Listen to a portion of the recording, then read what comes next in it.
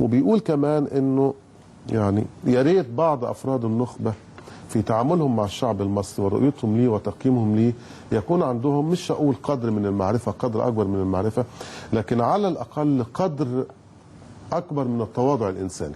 صحيح.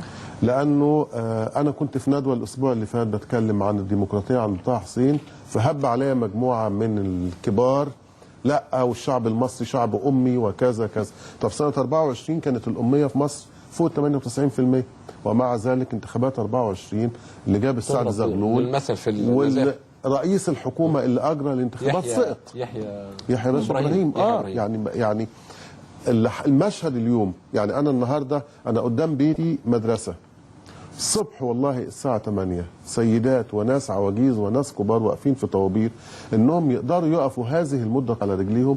هؤلاء ينبغي ان ننحني لهم احتراما واكبارا، لانه هذا الشعب احنا بنقول اصل بقاله 30 سنه، الحقيقه هو بقاله 30 سنه هذا شعب ذكي جدا، هو كان عارف انه هيروح يتباع، فلا بنقص انا بثبت عليكم انكم مزورين فما بخرجش.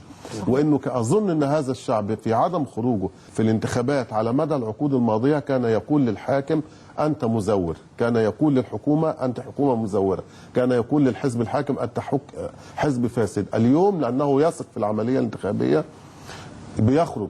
لكن في